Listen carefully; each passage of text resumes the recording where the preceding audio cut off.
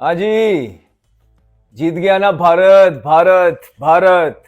सारी बातों को बिल्कुल उन्होंने साइड पे रख के अपनी क्रिकेट और अपनी परफॉर्मेंस पे गौर किया।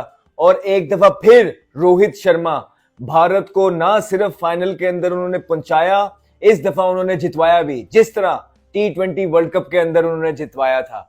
रोहित शर्मा की बैटिंग तो भी इस पे आते हैं, लेकिन एज अ कैप्टन आप चेक करिए उन्हें कि वो T20 का भी फाइनल खेल रहे हैं, वो वनडे का भी फाइनल खेल रहे हैं, वो टेस्ट चैंपियनशिप का भी फाइनल खेल रहे हैं, फिर आईसीसी चैंपियंस ट्रॉफी का भी फाइनल खेल रहे हैं, जिसमें से दो फाइनल वो जीत गए। एक T20 वर्ल्ड कप का फाइनल जीते और आज बड़ा मार्का मारा, चैंपियंस ट्रॉफी, चैंपियंस के चैंपियंस बन के बाहर आए हैं और बड़ा मैच जीता न्यूजीलैंड से आज। और क्या परफॉर्मेंस रही है। रोहित शर्मा एक दफा फिर फ्रंट से लीड किया उन्होंने दिखाया कि कप्तान किस तरह के होते हैं। जहां पे बड़े मैच आ जाते हैं, जहां पे स्टेक्स बड़े हो जाते हैं, उनके बड़े वहीं खड़े होते हैं। और अगर आप ऑपोजिट देखेंगे तो जहां पे स्टेक बड़े हो जाते हैं, हमारे बड़े वो पड़े होते हैं।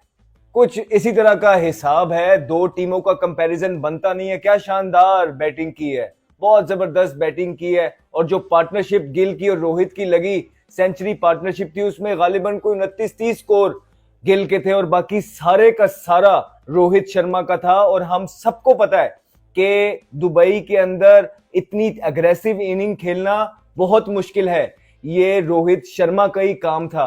किस ईज के साथ उन्होंने प्रेशर रिलीज किया, कहीं से लग रहा था कि वो फाइनल खेल रहे हैं यार। इतना बड़ा मैच, इतना प्रेशर मैच, कहीं लगा कि उनकी टांगे कांप रही हैं, कहीं लगा कि उन्होंने ठक्का लगा लिया है। नहीं, उन्होंने अटैक किया। हालांकि पूरी दुनिया उनको ये मशवरा दे रही थी कि रोहित शर्मा को चाहिए कि थोड़ा सा लंबा जाए, लेकिन उनका एक जो टेम्पलेट था, उन्होंने अपने आप को राइट प्रूव किया। क्या शॉटें मारी हैं यार, और जिस तरह की शॉटें मार रहे हैं, स्पेशली वो जो निकल के मारते हैं। आप देखें कि वो क्रीज का भी यूज कर रहे हैं, फीट्स का यूज कर रहे हैं, उसके बावजूद भी जो इंपैक्ट का टाइम आता है, उनकी हेड पोजीशंस और बॉडी कितनी अच्छी, उनका बैलेंस बना होता है, सारा एक लाइन के अंदर है और थ्रू द लाइन वो पूरा ले जाते हैं और लंबे लंबे छिक्के। फिर जब वो फीड्स का यूज करते हैं, बॉलर थोड़ी सी अपनी लाइन पीछे खेलता है और इतना स्ट्रांग आई है इनकी, इतने क्विक हैंड्स हैं इनके, वही खड़े खड़े मिड विकेट के ऊपर से छिक्का मार देते हैं। और इस टाइम पे फिर बॉलर क्या करे, फिर बॉलर इतना अंडर प्रेशर हो जाता है कि उनको बुरे बॉल भी करता है। आज तो हमें स्कूप भी देखने को मिला। फिर जब स्पिनर आए, स्पिनर्स को भी आड़े हाथों लिया। मुश्किल पिच था स्पिनर्स के लिए। न्यूजीलैंड के स्पिनर्स ने अच्छी बॉलिंग की है, लेकिन जब तक रोहित शर्मा खेल रहे थे, उन्होंने क्या इंप्रोवाइजेशन की है, क्या उन्होंने मैजेस्टिक इनिंग खेली है। और वो जो भारतीय क्राउड भरा हुआ था दुबई के अंदर, उनको एंटरटेन किया है। वो बहुत एंटरटेन हुए होंगे। ये होते हैं एंटरटेनर्स, ये होते हैं प्लेयर्स कि ना सिर्फ अपनी टीम को एज अ कैप्टन फाइनल्स में लेके आए, बल्कि लीड फ्रॉम द फ्रंट करके ऐसी इंपैक्ट इनिंग खेलें कि पूरे का पूरा फाइनल एक साइड पे कर दे। आप देखिए कि अगर रोहित शर्मा की ये इनिंग इस कॉन्टेस्ट ऑफ द गेम में ना होती, कमबैक किया था स्पिनर्स ने, न्यूजीलैंड के स्पिनर्स ने सफोकेट किया बीच में आके। उनका किंग विराट कोहली जिस तरह पाकिस्तान के अगेंस्ट उन्होंने सेंचुरी की, प्रेशर गेम के अंदर हमेशा की तरह जो है अपने कंधों पे वो मैच लेके गए और मैच फिनिश करके वापस आए। उसके बाद दोबारा से उन्होंने 80 और रन्स की जो पिछले मैच के अंदर इनिंग खेली है, वो भी काबिल तारीफ थी। इस मैच के अंदर वो जल्दी आउट हो गए, लेकिन आप देखिए कि इतनी डेप्थ मौजूद है भारत की टीम के अंदर, बड़ी जबरदस्त प्लानिंग करके आते हैं। और फिर नीचे जब रोहित शर्मा भी आउट हो गए, किंग कोहली भी आउट हो गए, तो अय्यर और अक्षर ने संभाला, एक अच्छी पार्टनरशिप डेवलप की। इवन दो के मुश्किलें बनाई रखी न्यूजीलैंड ने, न्यूजीलैंड फाइट बैक करता रहा, पंचेस मारता रहा, विकेटें लेता रहा, जबरदस्त कैच भी पकड़ा फिलिप ने, पूरी कोशिश करता रहा कि कहीं ना कहीं से ये मैच के अंदर हम आ जाए। लेकिन भारत था, भारत के पास हर क्वेश्चन का आंसर मौजूद था। भारत ने हर क्वेश्चन का आंसर ब्रेवरी से दिया है, समझदारी से दिया है। इस तरह के प्लेयर्स मौजूद हैं कि जिनकी मेंटल गेम अवेयरनेस बहुत हाई है।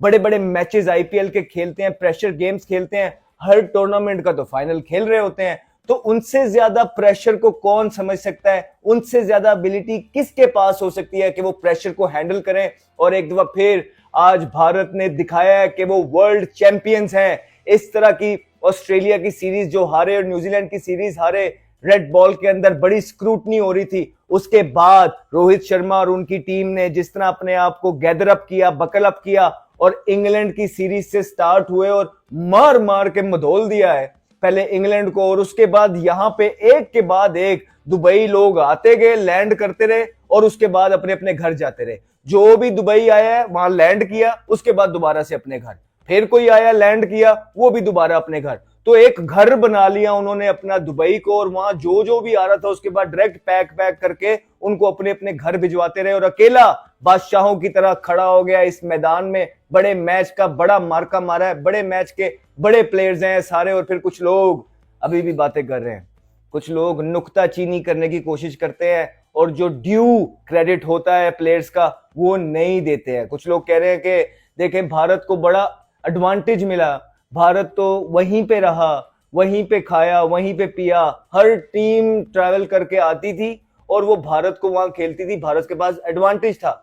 फिर ये भी सुनने में आया कि 7,000 किलोमीटर जो है न्यूजीलैंड ट्रैवल करके आया, फिर वो दुबई गया, फिर वापस लाहौर आया, फिर वो दुबई गया। तो ये थोड़ी सी ज्यादती है भाई। मेरी एक सिंपल सी गुजारिश है, जब ये सारा स्केड्यूल तय हो रहा था, सारे क्रिकेट बोर्ड्स के हेड बैठे हुए थे, तो उनको नहीं पता था कि ये सारी चीजें होनी है? उनको नहीं पता था कि भारत एक ही प्लेस पे रहेगा, बाकी सबको ट्रेवल करना पड़ेगा?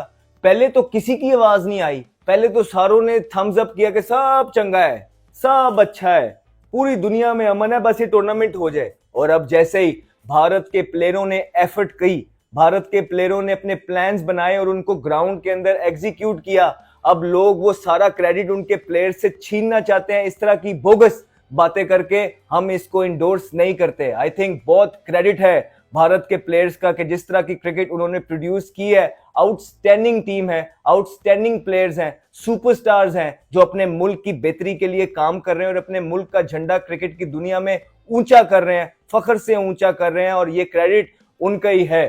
तो यहाँ पे दूसरी तरफ आप देख लीजिए कि हमारे प्लेयर्स के लिए ये स्टेडियम तैयार हुए, जहां 1 साल में तैयार होना था वो 3 महीने में तैयार कराया कि हमारे प्लेयर्स आएंगे तो खेलेंगे।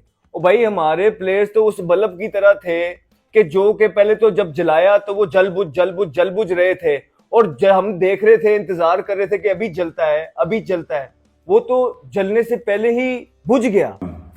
बहुत बहुत मुबारक हो इंडिया को। इंडिया अनबीटन साइड थी और डिजर्व करते थे। जितनी अच्छी प्रोग्रेशन थी इनकी लास्ट 10 साल में, और पिछले लास्ट 2000 से लेकर सौरव गंगुली से लेकर अब तक हर बंदे ने चिप इन किया, हर बंदे ने मेक श्योर किया कि हिंदुस्तान की टीम ऊपर जाए, और वो गई। और इसका आउटकम देख लें, आज आईसीसी चैंपियंस ट्रॉफी भी जीत गए हैं। हालांकि मैं चाह रहा था कि वनडे वर्ल्ड कप भी जीतते, बिकॉज जितनी अच्छी टीम थी ये, इनको वर्ल्ड कप भी जीतना चाहिए था, और वनडे का T20 का तो जीते हुए हैं, और आज आईसीसी चैंपियंस ट्रॉफी भी जीत गए हैं। देखिए बहुत सारा बातें की कि वो यहाँ खेल रहे हैं, दुबई में खेल रहे हैं, वहां खेल रहे हैं, रूल करते हैं वर्ल्ड क्रिकेट को। भाई रूल करते तो हैं, लेकिन आप ये भी तो समझें कि वो क्रिकेट भी तो अच्छी खेलते हैं, और अगर रूल करते हैं तो अगर मैच ना जीत रहे हो तो फिर तो कोई समझ तो नहीं आती है चीज। I think India has thoroughly deserve the victory, and at the same time they deserve every admiration, adulation and appreciation when it comes to winning the ICC Champions Trophy. I think उनका कप्तान बहुत जबरदस्त है, उनकी team की intent बहुत अच्छी है, उनका टैलेंट पूल बहुत अच्छा है, बेंच स्ट्रेंथ बहुत अच्छी है। It goes to show the system यार that you know कि they are on the up now, और वो बेहतर होना चाहते हैं, not economically but हर शोबे में भी। और ये रिफ्लेक्शन है क्रिकेट टीम जो हिंदुस्तान की टीम की जो इस तरह खेला है, ये रिफ्लेक्शन ऑफ द कंट्री भी है at the same time, because वो ठीक चीजें कर रहे हैं, ठीक लोगों को ऊपर ला रहे हैं, ठीक चीजें करते हैं, और आउटकम आप देख लें। वॉरेन जब से आए स्पिनर इनका, वो जब भी आता है विकेट लेता है। जडेजा हो गया, अक्षर हो गया, कुलदीप हो गए। I mean like it's a team to look out for. और दूसरा इनकी बैटिंग लाइनअप इतनी मिच्योर है कि जिससे आप अंदाजा लगा सकते हैं यार ये इनको पकड़ना बहुत मुश्किल होता है। और अगेन आई थिंक टेस्टमेंट है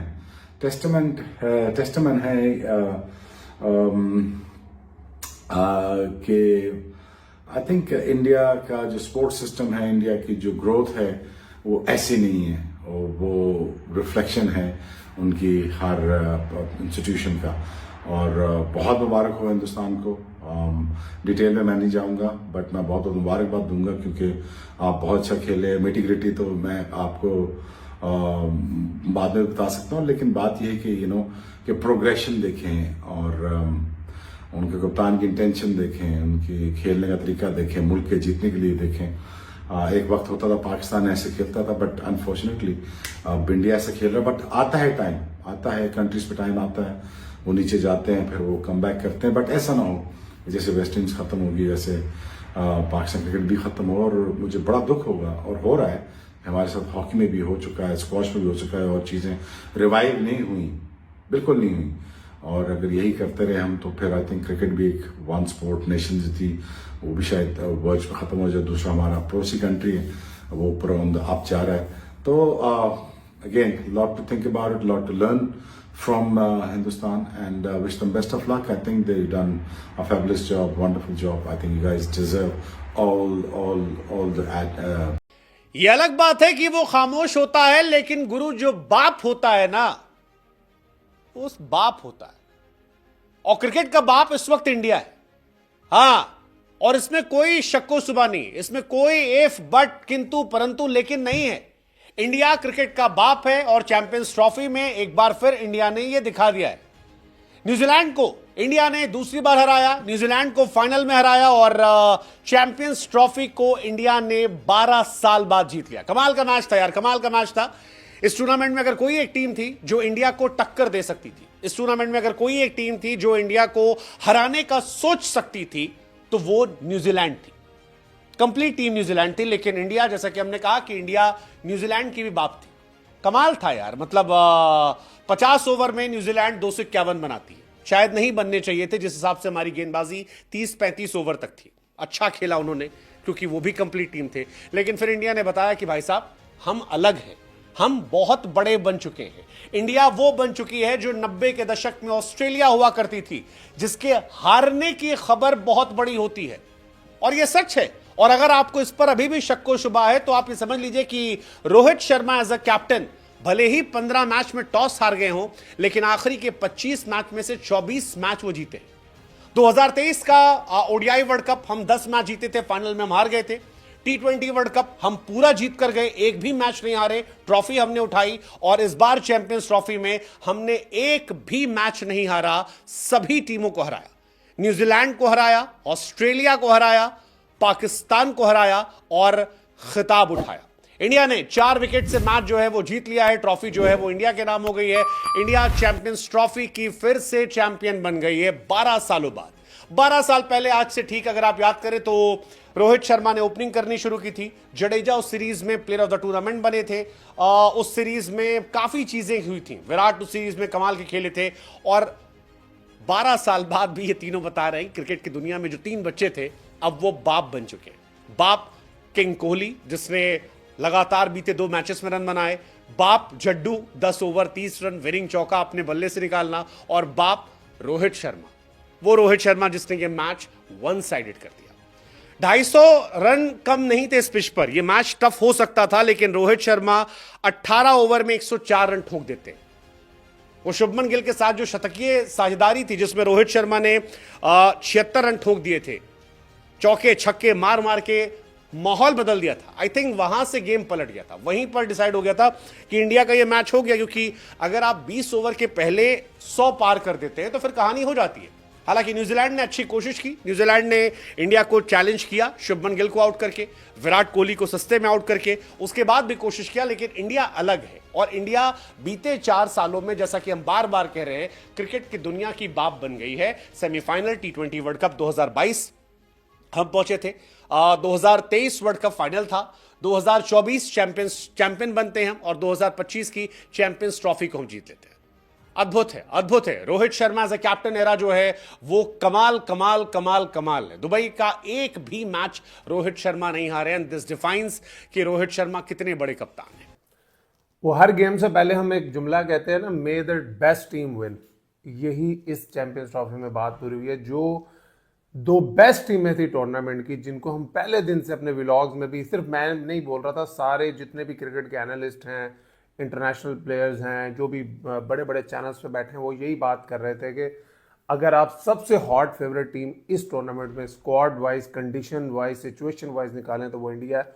और अगर एक टीम जो इंडिया को दुबई में हरा सकती है वो न्यूजीलैंड थी। दोनों टीमों ने बहुत एक आउटक्लास क्रिकेट खेली पूरे टूर्नामेंट में। सबसे पहले तो मुबारकबाद दोनों टीमों को फाइनल तक पहुंचने के लिए। और आज फाइनल में मेरे लिए बड़ा सरप्राइजिंग था कि न्यूजीलैंड ने, जो कि वो लास्ट फ्यू गेम से इंडिया की स्ट्रेंथ को देख रहे थे कि इंडिया चेस बहुत अच्छा कर रहा था। मैं मानता हूं जिस तरह की पिच की शक्ल थी, कोई भी कैप्टन होता शायद वो प्रेफर करता पहले बैटिंग करना, और लेकिन इंडिया की स्ट्रेंथ को भी आपको देखना चाहिए था। न्यूजीलैंड ने पिच के हिसाब से आई थिंक एक सही फैसला लिया, टॉस जीत के पहले बैटिंग करने का फैसला लिया। और कहीं ना कहीं उनके दिमाग में होगा कि अगर हमने इस पिच पे 270 280 रन लगा दिए तो इंडिया के लिए जो फाइनल का प्रेशर है और वो जीतने का प्रेशर है, वो 1.5 अरब लोग जो एक्सपेक्टेशन लेके बैठे हैं उनके साथ, उसका जो प्रेशर है शायद उसके लिए उनको मुश्किल। और एक टाइम पे जिस तरह का ओपनिंग स्टैंड उनको मिला था, यंग और रविंद्रा ने एक बड़ा एक्सप्लोसिव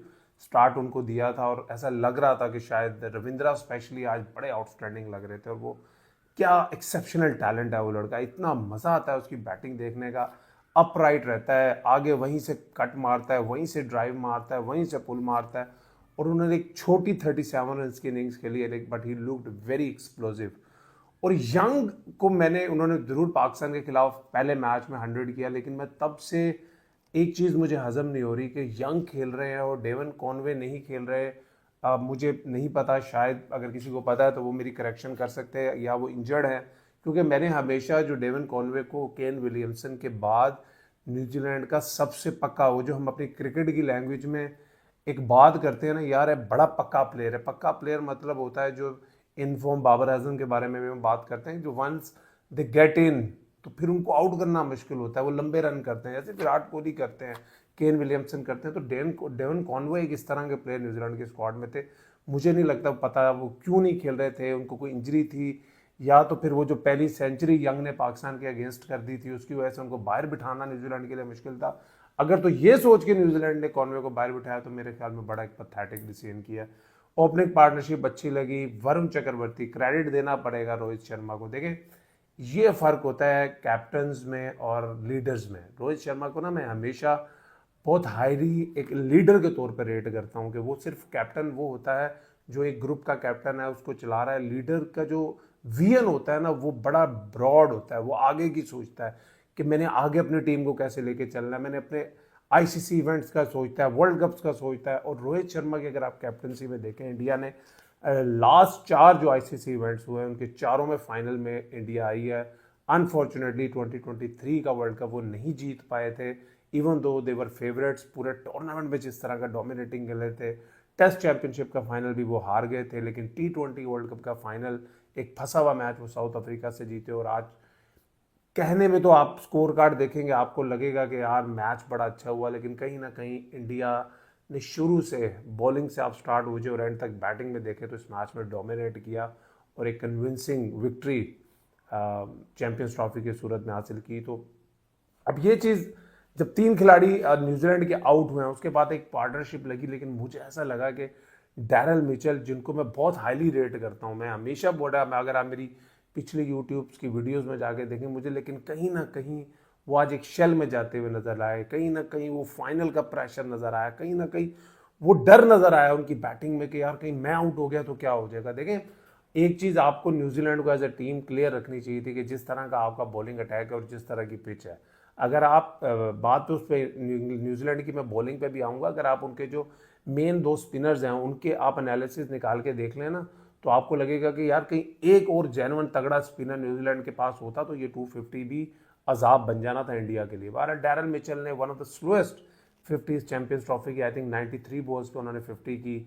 ब्रेसवेल ने आई थिंक गेम को बड़ा अच्छा फिनिश किया। एक टाइम पे ऐसा लग रहा था शायद न्यूजीलैंड 220 230 के दरमियान फंस जाएगी। शामी की तगड़ी पिटाई की उन्होंने, 9 ओवरों में 70 रन दिए शामी ने। और इस चीज़ को, कंडीशंस को दिमाग में रखते हुए मुझे ऐसा लगता है, अक्सर बहुत से लोग आजकल बात कर रहे हैं कि इंडिया को एक अनड्यू एडवांटेज मिला है ये अगर इंडिया ना होती भाई, कोई भी और क्रिकेट बोर्ड होता और अगर आईसीसी इस तरह कर रही होती, तो उसने अगर एक पर्टिकुलर कंट्री में जाके नहीं खेलना तो फिर उसने एक ही वेन्यू पे मैचेस खेल रहे थे। लेकिन इंडिया ने सिर्फ वेन्यू का एडवांटेज नहीं लिया। लेकिन मुझे जब आज मैंने शामी की बॉलिंग पूरे टूर्नामेंट में देखता हूँ, मैं हार्दिक पांड्या की बॉलिंग पूरे टूर्नामेंट में देखता हूँ, तो मुझे ऐसा लगता है कि कहीं अगर इंडिया की टीम पाकिस्तान आती और ट्रैवल करती तो इंडिया के लिए ये चैंपियंस ट्रॉफी जीतना आसान नहीं थी। क्योंकि वहाँ पे जो इंडिया ने एक स्पिन का जाल बिछाया है दुबई में, ये पाकिस्तान में नहीं बिछना था। लेकिन फिर क्रेडिट उनकी मैनेजमेंट को जाता है, क्रेडिट उनके कैप्टन को जाता है, कंडीशंस के हिसाब से जिस तरह की उन्होंने टीम बनाई और उसके हिसाब से फिर उन्होंने ये चैंपियंस ट्रॉफी जीती। 252 का टारगेट था और बहुत ज़्यादा आज आंखें थी रोहित शर्मा पे। और अभी तक हमें नहीं पता, जब मैं ये वीडियो बना रहा हूँ बहुत से लोग ये मार्केट में बात फेंक रहे हैं कि शायद रोहित शर्मा अगर आज चैंपियंस ट्रॉफी जीत जाएंगे तो शायद वो ओडीआई क्रिकेट से भी रिटायरमेंट ले लेंगे। और ये मेरे ख्याल में अगर आप मेरे से पूछें, I think this is the right time for him to announce his retirement from ODI cricket. 37-38 years के वो हो गए हैं। अगला वर्ल्ड कप 3 साल दूरी पे है और इंडिया का जो अपकमिंग टैलेंट है वो हम सब ने देख लिया है। जसवाल जैसा प्लेयर बाहर बैठा है, संजू सैमसन वेट कर रहा है अपनी अपॉर्चुनिटी का, तिलक वर्मा बैठा है, अभिषेक शर्मा बैठा है। एक लेगेसी अपनी छोड़ के जाने का एक मौका है रोहित शर्मा के पास कि T20 वर्ल्ड कप में एज ए कैप्टन जीते, परफॉर्म किया, रिटायरमेंट ले ली। चैंपियंस ट्रॉफी में इवन दो उनकी उस तरह की परफॉर्मेंसेज नहीं थी लीग मैचेस में, लेकिन मैं फिर भी वो बात करता हूँ एक बड़े यूजफुल उन्होंने कॉन्ट्रीब्यूशन 28 किए, 40 किया। रोहित शर्मा की पिछले 3-4 साल से यही रोल रहा है। मैं हमेशा बात करता हूँ कि आज भी जो रोहित शर्मा ने इनिंग्स खेली है, मेरे ख्याल में तो एक एक प्लेटफॉर्म है उनके पास, एक बहुत अच्छा मौका है उनके पास एक लेगेसी छोड़ के जाने का। अगर वो टेस्ट क्रिकेट खेलना चाहते हैं WTC की साइकिल, तो he can focus on that. One day cricket में जब आप इतने बड़े प्लेयर बन जाते हैं तो अगर आपके पास you have nothing to look forward to, क्योंकि हमने अब क्रिकेट में देख लिया है कि ये जो बायलैटरल सीरीज होती है बड़े प्लेयरों की यहाँ नज़र में इसकी कोई वैल्यू नहीं रहेगी। हमने बहुत कम देखा है जो अब तो वनडे क्रिकेट वैसे ही थोड़ी कम होती है, हमने देखा है टेस्ट क्रिकेट ज़्यादा हो रही है WTC की वजह से। T20 क्रिकेट बहुत ज़्यादा अब होगी क्योंकि नेक्स्ट ईयर T20 का वर्ल्ड कप भी है। तो मुझे ये फैसला सुनने में आ सकता है। विराट कोहली क्या देख रहे हैं अपने फ्यूचर को, ये भी हमें देखना होगा। बट इंडिया ने अपनी बैटिंग का आगाज़ किया और शुभमन गिल ने और रोहित शर्मा ने जो ओपनिंग स्टैंड इंडिया को दिया, क्या इंटेलिजेंट ओपनिंग पार्टनरशिप थी। रोहित शर्मा एक तरफ से अटैक कर रहे थे, Shubman Gill he is young, उनके पास he has got all the shots in the box. उन्होंने रोहित को मैच करने की कोशिश की। चैंपियंस ट्रॉफी 2025 भारत के नाम, और भारत रिचली डिजर्व करते हैं ये चैंपियन बनना, क्योंकि कंडीशंस के हिसाब से बेहतरीन टीम, जो मर्जी आप कह लें कि भारत को एडवांटेज दिया गया, एक ही जगह पे खेल रहे थे मगर फिर भी मैचेस जीतने थे और कोई मैच हारे हुए चैंपियन बनना ये बहुत बड़ी बात है। भारत बाकी मुल्कों से बहुत आगे निकल गए हैं टैलेंट के हिसाब से, खासतौर पे व्हाइट बॉल क्रिकेट में, क्योंकि ऑलराउंड स्ट्रेंथ है, ऑलराउंडर्स पाए के हैं, स्पिनर्स पाए के हैं, आपका टॉप ऑर्डर बल्लेबाज जो हैं वो आइकॉनिक बल्लेबाज हैं और उनका रिकॉर्ड आउटस्टैंडिंग है। क्रंच मोमेंट्स पे क्लैरिटी है, गेम को अच्छा रीड करते हैं, जिसकी वजह से जो है वो हर कोई जो है वो एक अपना किरदार निभाता है। तो ये एक तरह से मैं तो कहूंगा जैसे कि शोले फिल्म है ना, और एक आइकॉनिक फिल्म है, उसका हर कैरेक्टर जो था शोले फिल्म का, उसका रोल डिफाइंड था और वो एक तरह से हर कैरेक्टर के अपने फैंस थे।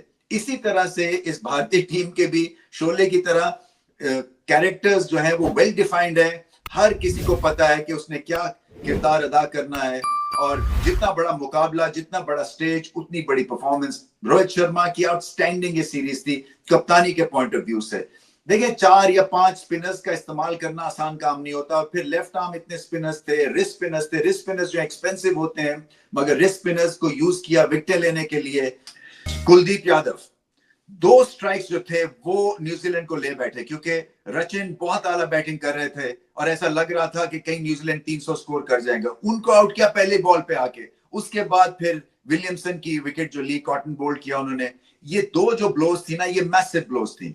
देखिए कुलदीप यादव जो थे ना, वो बॉर्डर लाइन केस चल रहे थे, क्योंकि बाकी स्पिनर्स के निस्बत इनकी परफॉर्मेंस उतनी आउटस्टैंडिंग नहीं थी, और शायद अगर आज भारत एक फास्ट बॉलर एक्स्ट्रा खिलाते तो ये शायद मैच भी ना खेलते। मगर क्या है कि आज उन्होंने बहुत ही जबरदस्त स्पेल, अपने इस चैंपियनशिप की बेस्ट बॉलिंग कर दी।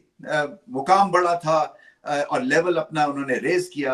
और ये जो 2 ब्लोज थी, ये एकदम से डेंट किया इतना मैसिवली न्यूजीलैंड को कि वो संभल ही नहीं सके। फिर एंड में जाके ब्रेसवेल ने कुछ गत्का चलाया, या ग्लेन फिलिप्स, जो कि लाजवाब, एक दफा फिर से हमने देखा क्या ग्रेट कैच किया उन्होंने आके कुछ स्कोर किया, तो स्कोर जो है वो 251 तक पहुंचा। नहीं तो ये लग रहा था शायद 200 भी नहीं करेंगे। सो रिस्ट स्पिनर हैं, लूज बॉल कम देते हैं, इनके पास गूगली बहुत अच्छी है। और फिर जब ये गेंद लाइन पे करते हैं और लेंथ पकड़ लेते हैं, तो फिर इनको हिट मारना बड़ा मुश्किल हो जाता है। सो टॉप ऑर्डर के लिए भी खतरा है और टेल एंडर्स के लिए भी खतरा है। और रोहित शर्मा ने इनको बहुत अच्छा यूज किया, जिसकी वजह से इन्होंने जो एक कहते हैं ना कि क्रंच ब्लोज दी न्यूजीलैंड को, और न्यूजीलैंड उसके बाद बल्ले के साथ संभल ही नहीं सकी। रोहित शर्मा क्रूज कंट्रोल पे उन्होंने पहाड़ी चढ़ी और क्या खूब बैटिंग की उन्होंने।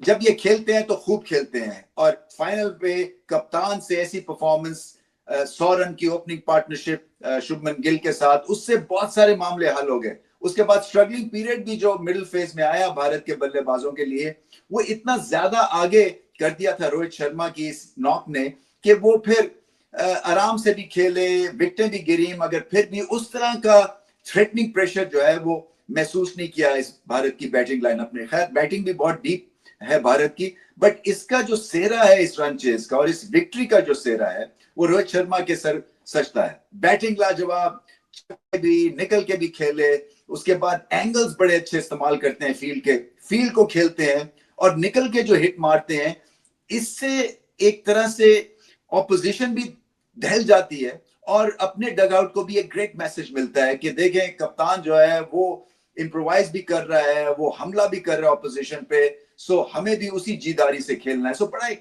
अच्छा सिग्नल बैक जाता है टू डगआउट। मगर इंपॉर्टेंटली कप्तानी भी बहुत ही अच्छी की उन्होंने, इसलिए कि अच्छी चेंजेस थी, फास्ट बॉलर्स का अच्छा इस्तेमाल था और घबराते भी नहीं। इनको पता है कि कहीं ना कहीं भारत को ब्रेक थ्रूज मिलते रहेंगे, बैट के साथ भी और बॉल के साथ भी। बॉल के साथ ज्यादा मिलते हैं। ये जो चैंपियनशिप जीते हैं ये बॉलिंग ब्रेक थ्रू से जीते हैं, और इसका बहुत बड़ा सहरा जाता है रोहित शर्मा को, क्योंकि उन्होंने वरुण चक्रवर्ती को इस्तेमाल किया, वापस उनको टीम में लेके आए, क्योंकि यही वरुण है जिनका पाकिस्तान के खिलाफ जो 10 विकेटों से मैच भारत हारे थे, वो फिर 1-1.5 साल नजर ही नहीं आई है। तो वापस इनको कहा कि आप ड्राइंग बोर्ड पे जाएं, दोबारा से काम करें, और वरुण ने कमाल की बॉलिंग कर दी। असल में जो क्लिंचर था वो वरुण था और बाकी के स्पिनर्स थे, मगर वरुण की परफॉर्मेंस से, चाहे वो पावर प्ले में हो या आखिरी ओवर्स में हो, वो आउटस्टैंडिंग थी, क्योंकि कंट्रोल भी देते थे वो रोहित शर्मा को और फिर विकेट्स भी लेते थे। और आज भी उनकी 2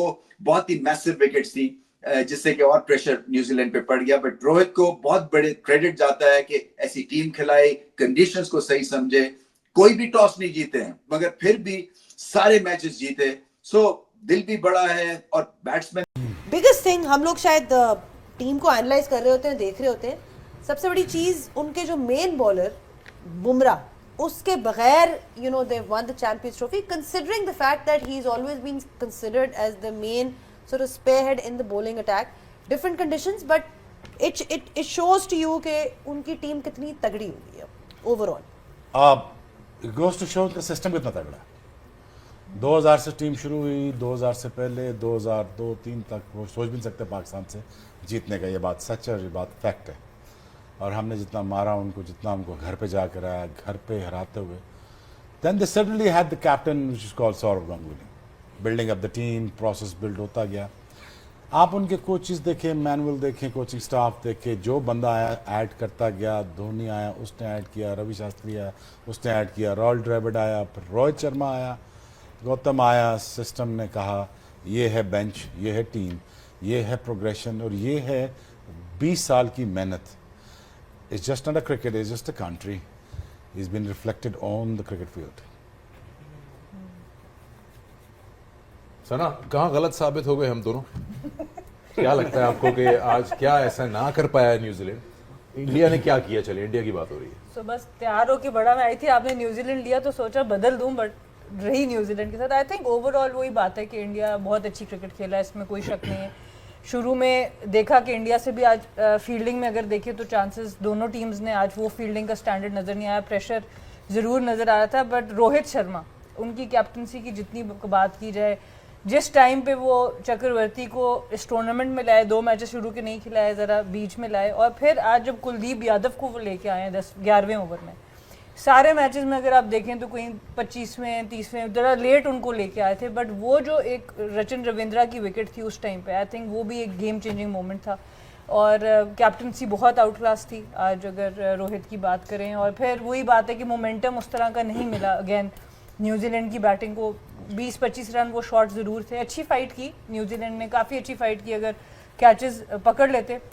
बट इंडिया, जैसे शोएब भाई ने भी बात की थी कि ऐसे चेज में आपको फिनिशर्स चाहिए, और उन्होंने शो किया कि दे हैव देम। और एक बहुत क्लिनिकल परफॉर्मेंस ओवरऑल टूर्नामेंट में, बहुत कम होता है कि आप अनबीटन टूर्नामेंट जीत जाते हैं। That is what India has achieved. Rohit Sharma की इन्होंने कैप्टनसी की बात की, आज उन्होंने जिस तरह की इनिंग्स खेली, वही बात आ जाती है कि ऐसे प्लेयर हैं जो हमेशा बड़ी स्टेज पे आके परफॉर्म करते हैं। एंड ऑल्दो टारगेट शायद उस तरह से नहीं था, बट उनकी गेम चेंज नहीं होती। He is very clear in the way he wants to approach his game, and despite the fact that he is the captain, कभी प्रेशर में नज़र नहीं आए, कभी नहीं लगा कि कुछ किसी किस्म के कोई नर्वस नज़र आ रहे हैं, बड़ी स्टेज है, ऐसा कुछ नहीं। सबसे पहले तो इंडियन टीम को बहुत बहुत मुबारक विनिंग द चैम्पियंस ट्रॉफी। और किसी से मैच नहीं हारे, तो बहुत बहुत मुबारक हो आपको, आपके सिस्टम को, आपके थिंक टैंक को, जितने भी स्टेक होल्डर्स हैं, and even as a nation big congratulations to you guys. अब आ जाएं रोहित शर्मा की, चाहे बैटिंग पे बात करें चाहे लीडरशिप पे बात करें। देखें, सिंपल फॉर्मूला उन्होंने अपनाया था 2023 में जब वो फाइनल हारे थे। आफ्टर लूजिंग अर्ली विकेट्स उन्होंने मीटिंग की, उन्होंने कहा that's how we gonna play. उन्होंने अपने लिए डिसाइड किया, फिर उन्होंने टीम के प्लेयर्स के लिए डिसाइड किया, और वो उस पर उन्होंने काम करना शुरू कर दिया। अब उस चीज़ की, उस मीटिंग के जो ग्लिम्सेस हैं वो अब आपको नज़र आ रहे हैं। एक आपको 2024 में नज़र आया वर्ल्ड T20 टाइटल, एक आज आपको नज़र आया चैम्पियंस ट्रॉफी का वो। देखें, अब इसकी अगर थोड़ी बैकग्राउंड में चले जाएं तो वो ये है कि जब आप कोई चीज़ डिसाइड करते हैं या आप कोई चीज़ ठानते हैं तो फिर उस पर आपको स्टिक रहना पड़ता है, उसके रिजल्ट्स आपको नज़र आते हैं, जो कि हमें नज़र आ रहे हैं, और ये प्राइम एग्जांपल है। अब आ जाए उनकी बैटिंग पे, तो उन्होंने अपने लिए रोल डिफाइन किया हुआ था। ठीक है, रिमार्केबल इनिंग्स, फाइनल मैच हो, आप चेज कर रहे हो, और चेजिंग भी ऐसा हो कि आपके हाथ में मैच आ जाए, फिर भी you are playing how you have decided couple of years ago. फिर उसके अगली साइड पे आ जाएं तो ट्रस्ट योर प्लेयर्स, जिनको आपने ट्रस्ट किया है, उनको एम्पावर किया है, उनको मैसेज दिया हुआ है, it's players responsibility to evolve with the game. इसीलिए आप उनके इंटरव्यूज में भी देखें तो वो आपको क्या कहते हैं, वो एक ही चीज नजर आती है, that I have full faith in my players. ये बहुत इंपॉर्टेंट है, फेथ भी है और उनके पास स्किल्स भी हैं जो उनके प्लेयर्स हैं, और उनको बनाया भी गया है, उनको प्लेटफॉर्म्स दिए गए हैं जहाँ पे उन्होंने वो स्किल को इम्प्रूव किया है, प्रेशर में कैसे डील करना है, तो उन्होंने एक प्रॉपर होमवर्क करके जो है यहाँ आए हैं, इसीलिए अनबीटन है। उन्होंने सेकंड बारी भी ली, उन्होंने पहली बारी भी ली, उनको बीच में दूसरी टीम्स ने प्रेशराइज भी किया, उनके आउट करके भी किया, उनको अच्छे जो है बैटिंग में भी प्रेशराइज किया उनको, but they were keep coming back in a game. ICC event ऐसे खेले जाते हैं और ऐसे जीते जाते हैं, और टीमें ऐसे बना के लानी चाहिए, फिर ही जाके आप अच्छी क्रिकेट खेलते हैं, लोग एंटरटेन होते हैं।